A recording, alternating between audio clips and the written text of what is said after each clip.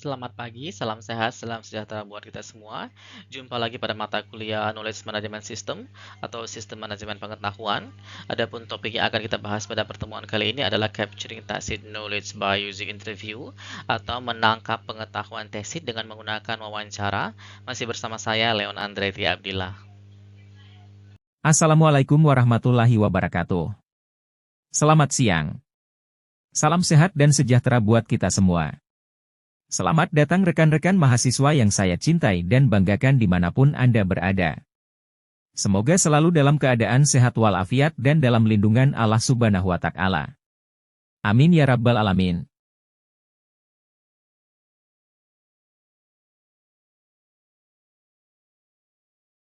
Perkenalkan, saya Leon Andretti Abdillah, saat ini sebagai Associate Professor Computer Science and Information System, kemudian Asesor BKD, Editor Journal and Conference, Reviewer di Gen di Tiristek, kemudian pengampus jumlah mata kuliah seperti ACI, KMS, CRM, dan lain sebagainya, mentor di Pablo New Zealand, serta Unpad Indonesia, Consultant Academic Research and Community, serta Koordinator Naturalized System Research Group.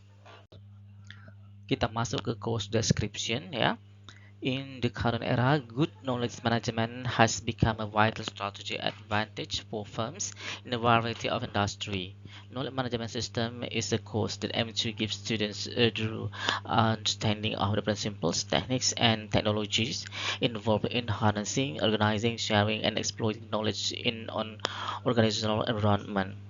Students will investigate the diverse world of knowledge management in this course, learning how organizations may harness their own intellectual assets to improve decision-making, creativity, and competitiveness. Students will gain the information and skills needed to effectively design, deploy, and assess knowledge management system through a combination of theoretical principles and practical application. Selanjutnya baru masuk ke course objective ya. Students should be able to do the following by the end of the course. Jadi ada 7. Yang pertama adalah define and comprehend the significance of knowledge management in today's organization, explains the various knowledge management models and frameworks, analyze the knowledge production, acquisition, storage, retrieval, sharing, and transfer processes, recognize the technology and tools employed by knowledge management system, create techniques for establishing a culture of information sharing within an organization, assess the influence of knowledge management on organizational performance, dan last but not least adalah recognize ethical and security issues in knowledge management.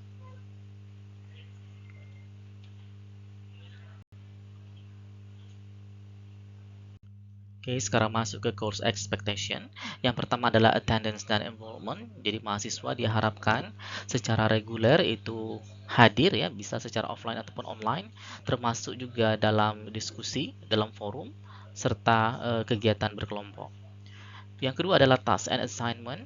Jadi selama perkuliahan Anda akan mendapati sejumlah tugas-tugas, bisa juga kuis, ujian untuk menilai seberapa capaian pemahaman Anda terhadap konten mata kuliah ini. Kemudian ada juga grup project. Mahasiswa diminta untuk bekerja secara kolaboratif ya, berkelompok untuk mengaplikasikan knowledge management principle ke dunia nyata yang mungkin ditemui. Yang keempat adalah reading and resources.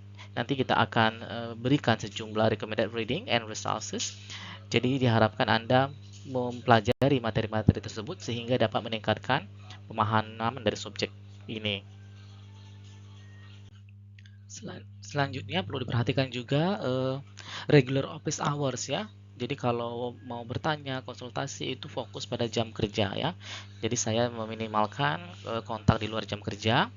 Kemudian harus bersikap profesional, respectful ya, baik terhadap karyawan ya, dosen, rekan-rekan dan lain sebagainya. Kemudian communication juga penting ya. Jadi kalau mau bertanya itu harus jelas dan usahakan pada waktunya. Kemudian yang kedelapan adalah ethical conduct.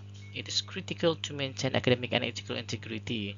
Termasuk juga nanti ada kita harus menghindari yang namanya plagiarism dan juga cheating ya, baik pada saat belajar, tugas ataupun ujian.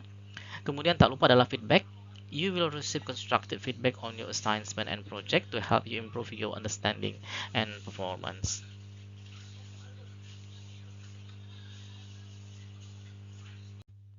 Review. Sebelum masuk pada materi kali ini, ada baiknya kita review sejumlah materi yang sudah diajarkan pada pertemuan sebelumnya, dimulai dari knowledge creation and sharing, kemudian ada Nonaka model, kemudian lanjut ke knowledge center, kemudian knowledge management architecture, serta build versus buy decision.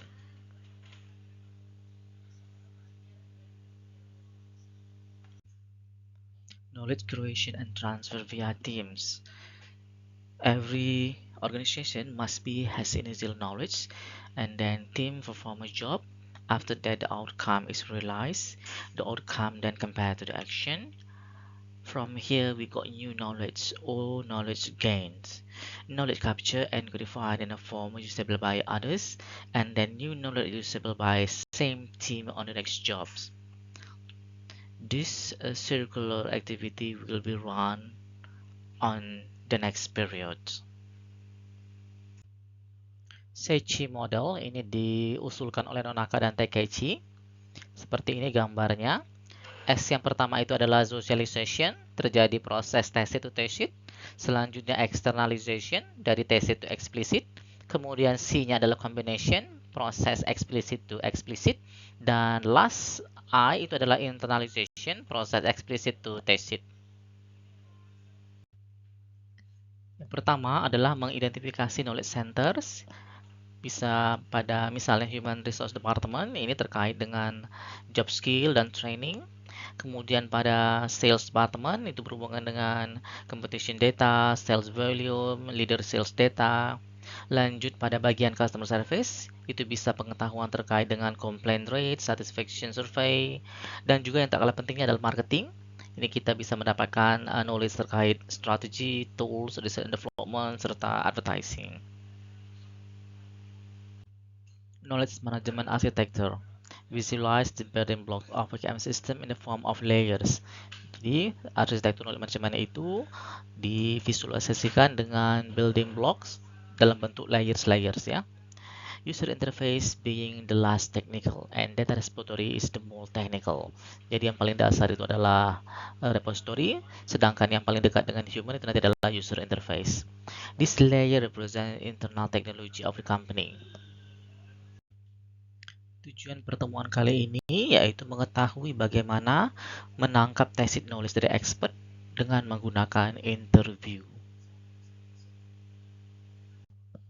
Adapun agenda pada pertemuan kali ini, yang pertama adalah knowledge capture process, how to analyze experts, kemudian single versus multiple experts, juga pros and contrastnya, lanjut ke interview as knowledge capture tool, serta source of errors and problem in interview. Oke, kita lihat ya detailnya. Jadi knowledge itu mengacu pada informasi yang memungkinkan tindakan dan keputusan atau informasi dengan arah. Nah, kemudian knowledge membantu menghasilkan informasi dari data atau informasi yang lebih berharga dari informasi yang kurang berharga. Pembagiannya yang pertama itu adalah explicit knowledge, yaitu knowledge yang codified and digitized in books, document, report, memo. Jadi sudah terkodifikasi atau terdigitasi, bisa dalam bentuk buku-buku, dokumen-dokumen, laporan-laporan, atau memo-memo. Kemudian ada juga yang namanya tacit knowledge. Knowledge embedded in the human mind through experience and jobs, including intuition and hunches, experience, value, contextual information, and expert insight. Jadi ini masih terbenam dalam pikiran manusia ya, yang didapat melalui bisa pengalaman pekerjaannya, intuisinya ya, nilai-nilainya, atau juga informasi pada konteks tertentu, serta pemikiran-pemikiran dari sang ahli. Pada Knowledge Management System Life Cycle yang terdiri atas 8 langkah, ini versi dari Awad dan Gaziri, knowledge capture itu berada pada fase ketiga. Nah, ini gambarnya ya. Jadi dia ada pada fase ketiga, knowledge capture-nya. What is knowledge capture? yakni a process by which the experts thought and experience are captured. Ini dari Awad and Gaziri ya. Nah, diilustrasikan dengan seperti ini. A knowledge developer collaborate with an expert to convert expertise into a code program. In simple terms, we want to know how experts know what they know. Jadi, penangkapan pengetahuan itu adalah proses di mana pemikiran dan pengalaman dari sang ahli itu kita tangkap. Kita sebagai knowledge developer berkolaborasi dengan sang ahli untuk mengkonversi keahliannya itu menjadi yang paling ideal adalah coding program ya. Secara sederhana kita pengen tahu bagaimana expert tahu apa yang dia tahu. The knowledge capture process benefits most directly from two key sub-processes.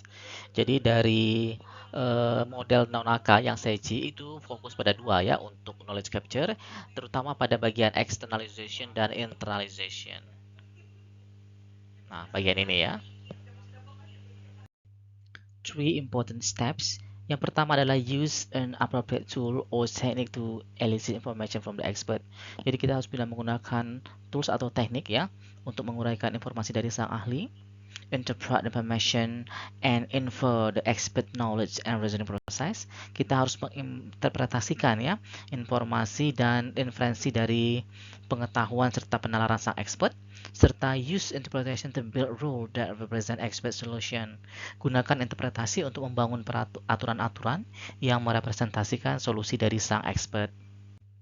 Improving the knowledge capture process. Jadi ada sejumlah hal yang perlu diperhatikan untuk meningkatkan proses penangkapan pengetahuan ya. Yang pertama, focus on how expert approach a problem. Jadi fokus bagaimana sang ahli tadi melakukan pendekatan terhadap suatu problem. Look beyond the facts or the heuristics. Kita tidak hanya melihat apa yang dikerjakan, tapi hal-hal yang mendukung ya fakta-faktanya atau bahkan mungkin juga ke heuristiknya. Selanjutnya adalah re-evaluate how well the problem domain is understood. Kita harus juga mengevaluasi ulang seberapa baik wilayah permasalahan itu kita mengerti, serta how accurate the problem is modeled. Using a single expert. Jadi sewaktu kita menangkap pengetahuan bisa saja hanya melibatkan seorang expert ya. Ini memiliki keuntungan antara lain ideal when building a simple game system. Jadi sangat cocok ketika yang akan kita bangun itu adalah sistem yang simple, kemudian problem in a restricted domain terbatas, domain problemnya easier to coordinate meeting, lebih mudah untuk mengkoordinasi meeting, kemudian conflict are easier to solve, jadi kalau ada permasalahan lebih mudah diselesaikan, serta share more confidently than does multiple expert. Lebih confident expertnya ya dalam membantu kita menyelesaikan problem yang ada. Selain advantage tadi, using single expert juga mempunyai sejumlah disadvantage ya. Sometimes expert knowledge is not easy to capture. Jadi kadangkala ahli yang kita datangkan itu dia juga cukup rumit menjelaskan bagaimana reasoningnya ya. Kemudian karena dia hanya single expert, tentu saja penalarannya juga single ya. Expert knowledge sometimes dispersed, juga kadang-kadang tidak jelas ya. Atau single expert more likely to change schedule meeting than expert in a team. Jadi kalau dia sendirian, dia dapat dengan mudah kalau mau mengganti jadwalnya dibandingkan kalau kita bekerja sama dengan tim experts. Using multiple experts. Sekarang bagaimana kalau menggunakan banyak ahli ya? Ada keuntungannya. Ini cocok untuk complex problem domain ya. Benefit from expertise more than one experts. Working with multiple experts stimulate interaction. Jadi dengan banyak expert juga menstimulasi adanya interaksi antar mereka. Kemudian allow alternative way of representing knowledge. Ada alternative way-nya ya. Jadi tidak single reasoning lagi. Serta formal meeting often a better environment for generating to full contribution, karena banyak orang cenderung lebih formal pertemuannya dan ini juga akan jauh lebih baik untuk menghasilkan kontribusinya. Selain sejumlah keuntungan, menggunakan multiple expert juga memiliki disadvantages ya. Yang pertama itu adalah scheduling difficulty, kesulitan mengatur penjadwalan meetingnya. Disagreement often occur among expert karena banyak orang tentu saja berpotensi untuk muncul disagreement ya, jadi atau ketidaksetujuan ya. Kemudian confidential issue, terutama bagi expert-expert yang agak introvert barangkali, require more than one knowledge developer. Karena melibatkan banyak multiple expert, maka konsekuensinya adalah knowledge developernya juga lebih dari satu. Dan bisa terjadi overlapping mental process can lead to process loss. Nah, jadi kalau ada overlapping mental, ini ada beresiko proses-proses yang penting mungkin terlewatkan atau bahkan lepas atau hilang ya. Jadi harus hati-hati juga. Developing a relationship with expert. Bagaimana membangun hubungan dengan sang ahli tadi ya. Jadi harus create the right impression. Bagaimana kita memberikan impresi yang baik. Kemudian understanding the expert style. Memahami gaya expertnya seperti apa. Prepare well for the session. Harus persiapan yang baik sebelum ada sesi interviewnya. Decide where to hold the session. Ada kalanya kalau sesi itu sudah sedikit melenceng barangkali dari tujuan kita, kita perlu hold sedikit atau barangkali mungkin expertnya butuh untuk mengingat atau melakukan sesuatu, itu boleh kita hold sesinya. Approaching multiple experts. Ada 3 tahapan yang bisa saja kita mulai dari individual, an extension of single expert approach. Ya. Lanjut ke primary and secondary. Jadi bisa kita mulai dengan senior expert terlebih dahulu, baru turun ke expert-expert lain sesuai dengan jenjang mereka ya. Kemudian yang ketiga adalah small groups. Each expert tests against expertise of others in the group. Jadi secara kelompok kecil. Analogy and uncertainty in informations. Yang pertama adalah expert kadang-kadang menggunakan analogi to explain suatu kejadian ya.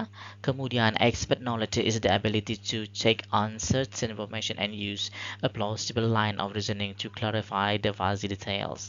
Jadi kita harus juga memperhatikan kadangkala ada penjelasan-penjelasan penalaran yang bersifat fuzzy atau abu-abu ya, jadi perlu kita klarifikasi. Yang ketiga, reliable knowledge capture require understanding and interpreting aspect verbal description of information, characteristic, etc. Jadi kita perlu juga untuk menginterpretasikan secara expert verbal description-nya. Misalnya saja, ada kata-kata yang dia gunakan like possible, mungkin ya, likely, sepertinya, atau definite. So, relationship between words and belief. Jadi harus bisa menerjemahkannya dengan baik. The interview as a tool. Nah, sekarang baru kita masuk tool utama yang paling awal atau mendasar pada knowledge capture, yaitu interview atau wawancara ya. Ini commonly used in the early stage of tacit knowledge capture. Jadi sangat umum digunakan pada fase-fase awal penangkapan tacit knowledge dari experts. Kemudian sifatnya adalah the voluntary nature of the interview is important. Interviewing as a tool require training and preparation. Jadi untuk melakukan wawancara sebagai alat untuk menangkap knowledge capture tadi, ini membutuhkan training dan preparation. Kemudian interview merupakan convenient tool for evaluating the validity of information acquired. Sangat cocok kalau kita mau mengevaluasi ya validitas dari informasi yang kita dapatkan dari expert.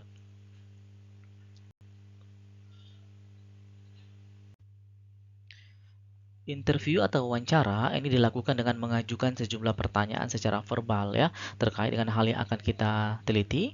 Kemudian bisa dilakukan secara langsung kepada informan. Kemudian juga bisa dilakukan secara tatap muka face to face atau mungkin bisa melalui media audio. Telepon barangkali juga dimungkinkan untuk dilakukan. Interview types. Interview dapat bersifat langsung atau direct atau juga tidak langsung atau indirect. Kalau direct interview itu berarti bersifat face to face, sedangkan indirect interview bisa melalui perantara seperti telepon misalnya. Kemudian interview juga dapat dilakukan pada personal atau grup. Kalau personal interview melibatkan hanya satu orang saja, kalau grup interview lebih dari satu orang. Selanjutnya, interview dapat dibedakan berdasarkan sifat pertanyaannya. Ada 3. Yang pertama adalah structure interview ya, sudah ada pertanyaannya. Unstructured interview, pertanyaannya dapat berkembang sesuai dengan kebutuhan atau kondisi pada saat wawancara, serta semi-structured interview. Jadi ada gabungannya atau bisa juga sudah ada panduan tetapi nanti boleh berkembang dalam interviewnya. Kemudian interview juga bisa berupa clinical interview, jadi ini untuk kepentingan klinik. Kemudian fokus interview, ada interview dengan fokus tertentu, serta bahkan ada non-directive interview. Interview question types. Setiap pertanyaan dalam suatu wawancara atau interview dapat diklasifikasikan dengan sejumlah cara. Yang pertama adalah open or close, terbuka atau tertutup, spontaneous atau prompt, jadi bisa dia spontan atau juga ada semacam aba-aba atau tandanya, bisa juga open-ended or pre-coded. Open or close question. Pada tipe pertanyaan terbuka atau tertutup, apakah jawabannya hanya berasal dari sejumlah kemungkinan tanggapan. Untuk open-ended question, questionnya dapat memungkinkan seseorang memberikan free form answer atau jawabannya yang terbuka ya. Sedangkan untuk close-ended question ini tertutup. Yang paling banyak misalnya dipakai yang jawabannya yes or no. Atau kita juga bisa limited set of possible answers. Jadi ada sejumlah batasan pilihan seperti pilihan berganda ya, A, B, C or all of the above. Atau bisa juga kadangkala yang di atas semuanya benar atau yang di atas semuanya salah. Jadi silahkan boleh dipilih. Spontaneous and prompt question. Tipe pertanyaan spontan atau diminta. Di sini, apakah responden diminta untuk menjawab dengan kata-kata mereka sendiri atau diberikan sejumlah opsi atau clue ya untuk memilih jawabannya. Open-ended or pre-code question. Tipe pertanyaan terbuka atau pra-code. Di sini, apakah jawabannya dicatat secara verbatim atau terhadap satu atau lebih dari sejumlah jawaban yang telah ditentukan. Types of interview questions. Interview memiliki 3 tipe pertanyaan ya. Yang pertama adalah structure atau terstruktur. Question and response are definitive, used when specific information is sought. Jadi pertanyaan dan responnya secara definitif digunakan ketika informasinya itu benar-benar secara spesifik nampak ya. Kemudian bisa juga bertipe semi-structured. Ini predefined question ditanyakan, but allow expert some freedom in expressing the answer. Expert boleh menjawab dengan lebih bebas ya. Yang ketiga adalah unstructured ya, tidak terstruktur. Neither the question nor the response specified in advance. Jadi ini tidak ada struktur baik untuk pertanyaan maupun jawabannya. Digunakan when exploring an issue. Jadi untuk eksplorasi suatu masalah. Di sini kita akan ambil contoh variasi dari structure question. Variasi pertama yaitu adalah multiple choice question over specific choices, faster tabulation and less bias by the way answer are ordered. Ya, jadi dia bersifat spesifik pilihannya, lebih cepat untuk dihitung, sedikit biasnya, dan biasanya diurutkan ya pilihan jawabannya. Yang kedua, dichotomous question hanya berisi yes no saja ya. Dia mirip seperti multiple choice yang hanya terdiri pilihan yes or no. Yang ketiga adalah ranking scale question. Ask expert to arrange item in a list in order of their important or preferences. Jadi juga mirip seperti multiple choice, tapi dia ada susunan item dan dia berurut sesuai dengan tingkatannya ya. Sebagai contoh bisa kita lihat pada form seperti ini. Nah, di sini ada judulnya interview apa, Anda bisa tulis sendiri. Untuk multiple question, nah dia bisa menggunakan radio button, ditambahkan kode misalnya A untuk pilihan A dan seterusnya B, C atau D. Untuk dichotomous dia hanya terdiri atas yes or no. Juga ada tipe ranking scale. Ini mirip seperti multiple choice tetapi dia sudah ada skalanya. Sebagai contoh di sini adalah untuk skala 1, 2, 3, 4, 5. Guide to a successful interview. Ini ada sejumlah pedoman agar wawancaranya berhasil ya. State the stage and establish rapport. Properly price the questions. Question construction is important. Listen closely and avoid arguments. Dan yang terakhir adalah evaluate session outcomes. Ada hal-hal yang harus dihindari selama interview ya. Yaitu tapping a session without advance permission for the experts. Jadi kita rekam, nggak boleh ya. Converting the interview into interrogation. Kita mengkonversi interview itu seolah-olah menjadi interogasi, juga tidak boleh. Interrupting the expert. Melakukan interupsi sewaktu dia sedang menjelaskan jawaban wawancara juga tidak boleh. Atau asking question that put the demand of expert on the defensive. Kemudian, losing control of the session. Lepas kontrol sesinya ya. Kadangkala ada beberapa subsection itu perlu kita atur ya. Pretending to understand an explanation when you actually don't. Pura-pura paham atas penjelasan expert ini juga tidak boleh. Promising something that cannot be delivered. Nah, ini juga mengiming-imingi expert ya, juga tidak boleh. Bring item not on the agenda. Kita membawa item yang tidak ada pada agenda interviewnya. Hal ini juga dilarang. Source of error that reduce information reliability. Ini sejumlah error yang dapat mengurangi kereliabilitasan dari informasi ya. Misalnya adalah expert person slang. Jadi kadang-kadang expert menggunakan slang ya. Kemudian expert failure to remember just what happens. Dia tidak ingat apa yang baru saja terjadi. Kemudian expert fear of the unknown. Dia takut akan sesuatu yang belum pasti, belum jelas. Atau bisa juga karena communication problems. Error made by the knowledge developer. Bisa juga kesalahan itu ada pada sisi knowledge developernya ya. Yang paling umum itu misal jadi age effect, faktor usia ya. Atau kadang-kala race effect ya. Beberapa race itu memang memiliki kecenderungan tersendiri. Atau bisa juga dari faktor gender juga mungkin saja. Problem encountered during the interview. Sejumlah masalah yang mungkin muncul dalam wawancara ya. Response bias, inconsistency, communication difficulties, hostile attitude, standardized questions, lengthy question, bahkan long interview. Jadi tolong diperhatikan dengan baik hal ini. Style of the expert expression. Yang pertama bisa saja dia tipenya procedure type. Jadi dia lebih mementingkan pendekatan methodological ya. Selanjutnya adalah yang storyteller, dia fokus pada konten dari domainnya ya. Godfather, ini compulsion to take over the session. Justru dia yang menguasai sesi wawancara. Atau bisa juga yang bertipe seperti salesperson. Dia spend most of his time explaining his or her solution. Jadi bagaimana dia meyakinkan bahwa solusi yang miliknya itu adalah yang terbaik. Preparing for the session. Jadi persiapan sebelum sesi interview ya. Should become familiar with the project terminology. Jadi kita harus familiar, paham kira-kira istilah-istilah yang ada pada project yang sedang dijalani ya. Kemudian review existing material. Kita pahami materi yang sudah ada. Lanjut learn the expert's language. Kita perlu belajar bahasa language ya. Tidak hanya bahasa ibunya, tapi juga gaya bahasanya barangkali. Atau kalau ada rekaman dari yang sudah ada di sosial media boleh dicek juga seperti apa. Deciding where to hold the session ya. Jadi memutuskan di mana akan melaksanakan sesi interviewnya. Beneficial in recording the expert knowledge in the environment where he or she works. Jadi yang paling bagus itu tempat lingkungan di mana sang expert bekerja. An important guideline is to make sure the meeting place is quiet and free from interruption.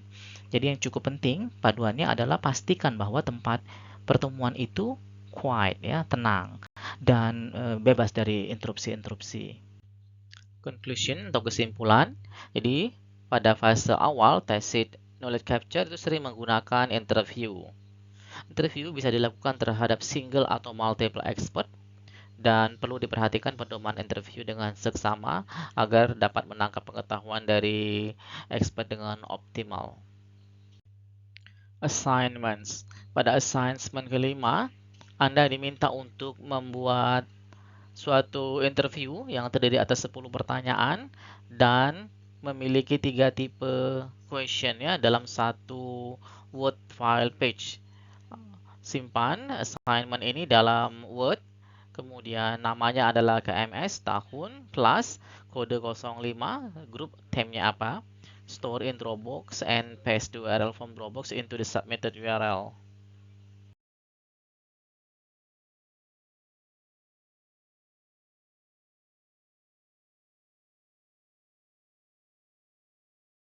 Thank you. Don't forget to watch, like, comment, share, and subscribe at Leon Abdillah. See you again.